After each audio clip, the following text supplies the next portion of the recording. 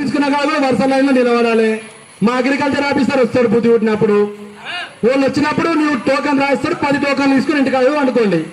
నీ token number ఎప్పుడు వస్తుందని చూస్తే సంక్రాంతి అయిపోయినాక వచ్చింది. నాకు సంబంధించిన మా మిత్రులు ఎన్ని రైతులు వచ్చి తీసుకొని పోతే ఏప టోకన్ దొరికినాప ఎప్పుడు వచ్చే సంక్రాంతి అయినాక ఉందాప ఏం చేతి కర్మల మనవయ్య అంటున్నాడు. అంటే మీరు ఏ విధంగా మభ్య పెడుతున్నారు? ప్రతి కొంతమంటున్నారు, మండలానికి 10 రోజుకు 10 మంది అంటున్నారు. మీరు ఇట్లాంటి సోకులు మొత్తం పనిచేసి రైతులతో బేషరతుగా తక్షణమే ఈ రోజు నుంచి మీరు అక్కడ కొనుక్కున్న తర్వాత ఏ విధంగా మీరు మ్యానుఫ్యాక్చరింగ్ చేసుకుంటారా, ఇంకోటి చేసుకుంటారా, మీ వ్యవహారం అది. రైతులతో ఎమ్మనే పత్తి కొనుగోలు చేయాలి. ఇంకా కేడీ గురించి మాట్లాడుకుందాం ఒక నిమిషం.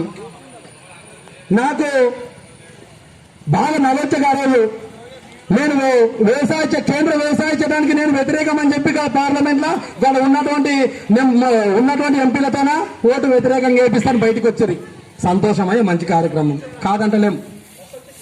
వర్షాలు పడే నీకెంతైతే కుటీలం ఉన్నదో నీ కుటీలంలో వచ్చినందుకే కానీ ఇంతగానో వర్ణదేవుని కూడా అరే ఈ ప్రభుత్వాన్ని ఓవర్దామని వర్షం వచ్చినట్లే రైతులకు వర్షం వచ్చి నష్టం చేస్తేనే కోపం వస్తుంది. ఈ కారు గుర్తుని తుక్కు చేయడానికి కోపం వస్తుంది అని చెప్పి వర్ణదేవుని కూడా అనిపించినట్టు నాకు అనిపించే. అయ్యా సందర్భంగా మండేకపోతే కొనటోడు లేకుంటాడని చెప్పి నేను చూసిన పిల్లనే చేసుకుంటేనే నీకు కళ్యాణ లక్ష్మి వస్తాయని చెప్తాను అనుకుంటా కానీ చెప్పకపో. ఎల్ఆర్ఎస్, విఆర్ఎస్, టీఆర్ఎస్, ఈ టీఆర్ఎస్ ప్రభుత్వానికి విఆర్ఎస్ ఇస్తే మనకు దరిద్రమే అవుతాయని చెప్పి అనుకుంటున్నాను. నేను సన్నరకం మండిస్తుంది పంట వండే కింద కూడా సేమ్ నీళ్లుండయి. మనతోనే ఉన్న ఎట్ల వేయాలి మనుషులు వేయడానికి వసతి అయ్యే పరిస్థితి లేదు. సబ్సిడీలో వరి కోత మిషన్లు రావాలి కదనా? ఎన్నొచ్చే రావు. వస్తలో 2 వీల్ మిషన్ అంటే ఇస్తా అంటారు. చైన్ మిషన్ కే దిక్కులేదు. అయినా చేనులో కోత అక్కడనే పోతుంది. నీకు 2 వీల్ మిషన్ తో కొనే పరిస్థితి లేనే లేదు. కోతం అంటే లాస్ట్ మూమెంట్ లో మొత్తం అధిక వర్షాలతోన మొత్తం చేనులని పైరంతా నాశనం అయిపోయాయి. ఆఖరి మూమెంట్ లో చేనులకి ఇట్లా లోపలికి బయటకు వస్తే మొత్తం మనకి బండారు తల్లితే మన పసుపు వచ్చిన బట్టలన్నీ పచ్చిపోయింది. ఆ తెగులు కూడా అంతగానో కష్టపట్టింది రైతుల మీద. మొత్తం ఆ పసుపు తెగులు వచ్చి నాశనం అయిపోయింది. రైతులకు హైదరాబాద్ లో మున్పు వచ్చినందుకు 10,000 రూపాయలు ఇస్తున్నావు. సంతోషం బిడ్డ, మేము వద్దంటలేం.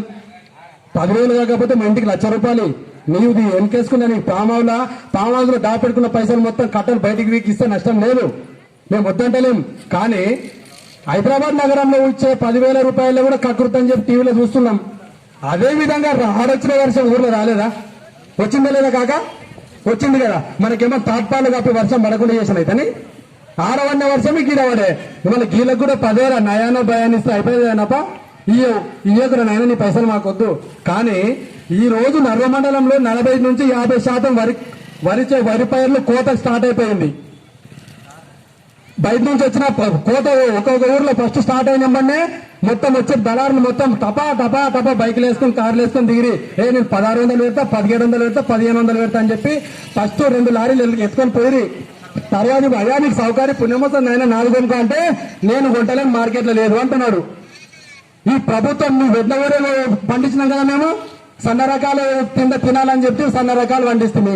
కొనాలని ఈ ఆఫీస్ లో ఉన్నటువంటి ఆఫీసర్ని అడుగుతుంది మేము ఈ సింగిల్ విండో ఆఫీస్ లో, నాయన మీరు ఏమైనా రేపు పొద్దున మేము ఒక ధర్నాన్ని ప్రారంభించాలనుకుంటున్నాము, మీరేమైనా కొనుగోలు రేపే ప్రారంభం చేస్తారో ఎప్పుడు చేస్తామంటే అన్న మా పేరు బయట పెట్టకు కానీ మాకేం ఇన్ఫర్మేషన్ లేదన్న అనవట్టి. ఈ జిల్లాలో ఉన్నటువంటి ఉమ్మడి జిల్లాలో ఉన్నటువంటి వ్యవసాయ శాఖ మంత్రి కూడా డిమాండ్ చేస్తా ఉన్నాం, మేము హెచ్చరిస్తా ఉన్నాం. వెంటనే రేపొద్దున మేము నుంచి నల్లకారు నుంచి లేచి బయటకు పోయినాక నీవు తక్కెట్లు బాట్లు మనుషులని ఊర్లో పెట్టి వరి ధాన్యం కొనుగోలు చేయకపోతే మళ్ళీ 2 దినాలు అవకాశం ఇస్తున్నాం మీకు పెట్టుకోవడానికి. 2 దినాలు అయిపోయినాక 3వ రోజు ఇంతమంది ఇంకా ఇంతకు 10 మంది మై చెప్పి నియోజకవర్గ స్థాయిలో జిల్లా స్థాయిలో ఉద్యమం చేస్తామని చెప్పి నేను హెచ్చరిస్తా ఉన్నాం. ఇంకొక విషయం, మార్కెట్లో కొననీకి వచ్చిన ఎవరెవరికి అమ్ముకున్నామంటే 2% కటింగ్, 3% తేమ, 4% ట్రాన్స్పోర్ట్, 5% లేబర్. అన్ని పర్సెంట్లు పోతే 800-900 ఇచ్చి నాటేసినానికి 50% ఇస్తావా నువ్వు? 50% లేదు.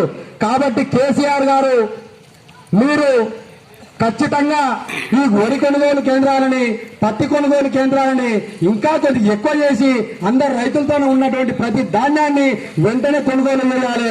లేకపోతే మా చెట్టుకున్న చింతపరిగలు తీసుకొని రోడ్ల మీదకి రావాల్సి వస్తాయని చెప్పి హెచ్చరిస్తా ఉన్నాం. ఈ మండలంలో ఉన్నటువంటి టీఆర్ఎస్ నాయకులకు ప్రేమపూర్వకంగా, స్నేహపూర్వకంగా మేము ఎప్పుడైనా మంచిగా కోరుకుంటాం. అయ్యా, మీరు గ్రామానికో క్లస్టర్కో రైతు వేదికలు ఏర్పాటు చేయడానికి ముస్తాబు చేసుకున్నారు.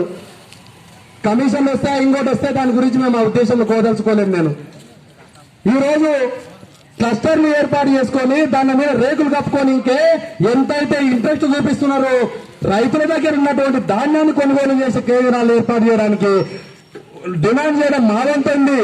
మేము ఖచ్చితంగా రైతుల పక్షపాతంగా ఖచ్చితంగా ఎంత దూరమైన పోతాం. ఈ మండలంలో ఉన్నటువంటి నాయకులకు, ఈ స్థానిక ఎమ్మెల్యేలకు ఒకటే డిమాండ్ చేస్తా ఉన్నాం. అయ్యా, చేతులెత్తి వేడుకుంటున్నాం, దయచేసి రేపు పొద్దున కొనుగోలు కేంద్రాలను ప్రారంభించండి. ఉన్నటువంటి ప్రతి గింజను కొనుగోలు చేయాలని చెప్పి మేము ప్రధానంగా డిమాండ్ చేస్తా ఉన్నాం. ఇంకొక విషయం, ఒడ్లు మన గవర్నమెంట్ కొనుక్కున్నా కూడా ఒక కండిషన్ పెడుతుంది, ఒట్టిగా ఆరబెట్టుకొని తీసుకురామంటది లేదా? ఒట్టి చేస్తేనే కొంటారు.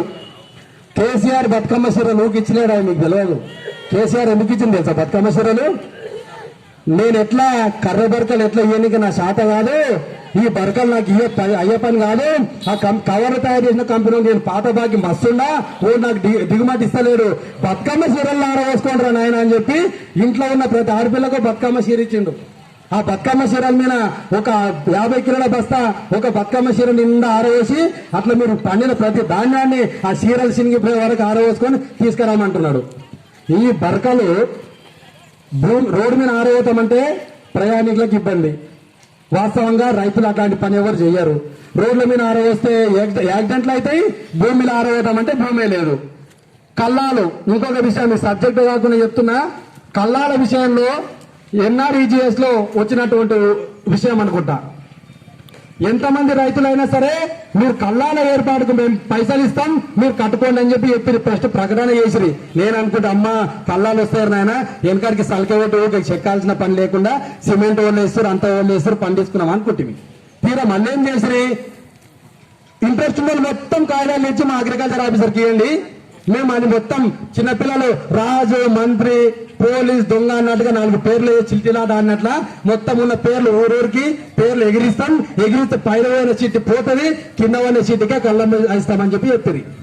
కాబట్టి ఇది ఇట్లా పోయినాక కల్లాల విషయంలో గాని, తాట్పాల విషయంలో గాని, కొనుగోలు కేంద్రాల విషయంలో గాని స్పష్టమైన విధానంతో ముందరికొచ్చి రైతులకు ఎలాంటి నష్టం జరగకుండా చేయాలని చెప్పి ప్రభుత్వాన్ని డిమాండ్ చేస్తూ ఈ అవకాశం ఇచ్చినటువంటి పెద్దలందరికీ మరొక్కసారి పేరున కృతజ్ఞతలు తెలియజేస్తూ విరమించుకుంటున్నాను. జై హింద్, జై భారత్, జై కాంగ్రెస్.